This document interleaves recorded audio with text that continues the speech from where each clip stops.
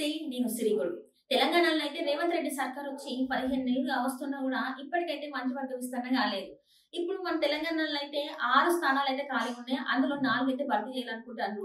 ఇక దీని గురించి అయితే పైనుంచెల్లి కూడా ఆమోదం అయితే వ్యక్తం చేసినట్టు మనకు తెలుస్తుంది. ఇక ఇదైతే ఈ అంటే ఏదైతే 4 స్థానాలు భర్తీ చేస్తారో ఉగాది రోజు కానీ ఏప్రిల్ 3వ తారీఖు కానీ ప్రమాణ స్వీకారం చేసే అవకాశం ఉన్నట్టు కూడా తెలుస్తుంది. సో ఇప్పుడైతే ప్రస్తుతం ఖరారైనట్లుగా చెప్తున్న వాళ్ళనైతే 2 రెడ్డి, ఒక ఎస్సీ, ఒక బీసీ, ఒక మైనార్టీకి అయితే అవకాశం దక్కుతుందని చెప్పేసి అయితే చెప్తారు. ఈ రెడ్డి సామాజిక వర్గం నుంచి అయితే బోధన్ ఎమ్మెల్యే సుదర్శన్ రెడ్డి, మునుగోడు ఎమ్మెల్యే రాజగోపాల్ రెడ్డి పేర్లు అయితే గట్టిగా వినిపిస్తున్నాయి. అయితే రాజగోపాల్ రెడ్డి సోదరుడు వెంకటరెడ్డి ఇప్పటికే మంత్రిగా ఉన్నారు. ఇక నల్గొండ నుంచి అయితే 2 రెడ్డి వర్గానికి చెందిన వారే మంత్రులు ఉండడంతో రాజగోపాల్ రెడ్డి గారికి అయితే కొంచెం అవకాశం తగ్గుతుందని అయితే తెలుస్తుంది. మరి ఈ సస్పెన్స్ అయితే మనకి లాస్ట్ రోజు వరకు ఇట్లనే ఉంటుంది. ఆ రోజు మనకు తెలుస్తుంది. ఇక అదే రకంగా చూసుకున్నట్టయితే ఇబ్రహీంపట్నం ఎమ్మెల్యే మల్రెడ్డి రంగారెడ్డి, పరిగి ఎమ్మెల్యే రామ్మోహన్ రెడ్డి వాళ్ళైతే వాళ్ళ వంత అయితే గట్టిగా ప్రయత్నిస్తారు. ఇక ఈ ఇద్దరిలోనైతే ఒక్కరికైతే ప్రభుత్వ చీఫ్ విప్ గా కూడా పదవి దక్కే అవకాశం ఉన్నట్టు కూడా తెలుస్తుంది.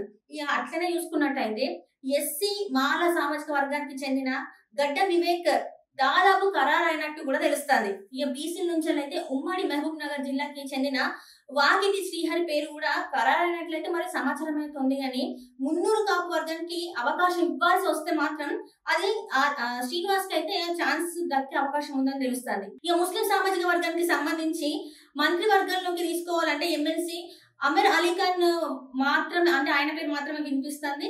ఇక కొత్త మంత్రుల రాకతోని శాఖల మార్పు మీద కూడా ఒక నిర్ణయం వచ్చినట్టు కూడా తెలుస్తుంది. ఇక ప్రస్తుతం ఉన్న 3 మంత్రుల శాఖలలో అయితే మార్పులు కూడా ఉండే అవకాశం ఉందని కూడా తెలుస్తుంది. హోంశాఖ అయితే ఎస్టీ మహిళని తీసుకుంటే బాగుంటుందని కూడా వాళ్ళు నిర్ణయం తీసుకున్నట్టు కూడా బయట అంటే మనకి వార్త అయితే వినిపిస్తుంది. అంటే గతంలో కాంగ్రెస్ లో వైఎస్ రాజశేఖర రెడ్డి గారు ఉన్నప్పుడు, రోషయ్య గారు ఉన్నప్పుడు, కిరణ్ గారు ఉన్నప్పుడు అయితే సవితా ఇంద్రారెడ్డి గారు అయితే హోంశాఖ మంత్రిగా ఉన్నారు. ఇక అట్లనే ఏపీలో కూడా చూసుకున్నట్టయితే 2019 నుంచి 24 వరకు కూడా మహిళలే హోంమంత్రిగా ఉన్నారు. ఇక ఇప్పుడు కూడా తెలంగాణలో అంటే ఇప్పుడు మన తెలంగాణలో కూడా ఎస్సీ మహిళ ఉండాలి హోంశాఖకి అన్నట్టు కూడా మరి సీతక్క పేరు అయితే వినిపిస్తుంది. ఇప్పుడు మనకంటే ఎవరెవరికి ఏ శాఖలు ఇచ్చే అవకాశం ఉందని మనం మాట్లాడుకున్నట్టయితే ఇక్కడ చూసుకున్నట్టయితే వివేక్ గారికి అయితే విద్యాశాఖను అప్పగిస్తారని తెలుస్తుంది. వాకిడి శ్రీహరికి అయితే బీసీ సంక్షేమ శాఖ కేటాయిస్తారని తెలుస్తుంది. ఇక మున్సిపల్ అడ్మినిస్ట్రేషన్ అయితే సుదర్శన్ రెడ్డికి అప్పగిస్తారని పార్టీ నేతల ప్రకారం అయితే ఈ సంవత్సరం అయితే బయటకు వచ్చినట్టు తెలుస్తుంది. ఇక సీనియర్ నేతలు మల్లు బట్టి విక్రమార్క, ఉత్తమ్ కుమార్ రెడ్డి, పొంగులేటి శ్రీనివాస్ రెడ్డిలు అయితే కీలక శాఖలను అయితే నిర్వహిస్తారు. ఇక వారికి కేటాయించిన అదనపు శాఖల నుంచి అయితే కోతపడే అవకాశం ఉంది అన్నట్టు మనకైతే తెలుస్తుంది. ఇక ఆర్థిక శాఖతో పాటు విద్యుత్ శాఖని బట్టి పడుతుంది కాబట్టి ఆర్థిక శాఖను అయితే బట్టి విక్రమార్క కొనసాగిస్తూ విద్యుత్ శాఖను అయితే మరో మంత్రి కేటాయించాలని చెప్తారు. ఈ ఉత్తమ్ కుమార్ రెడ్డి దగ్గరనైతే నీటిపారుదల శాఖతో పాటు పౌర సరఫరాల శాఖ కూడా ఉన్నది కాబట్టి పౌర సరఫరాల శాఖనైతే జూబల్లికి కేటాయించాలని నిర్ణయం తీసుకున్నట్టు తెలుస్తుంది. ఇక అట్లనే ఆయన వద్ద ఉన్న ఎక్సైజ్ శాఖనైతే రాజగోపాల్ రెడ్డి గారికి ఇవ్వాలని అంటే అవకాశం ఉందని చెప్పేసి కూడా మనకు తెలుస్తుంది.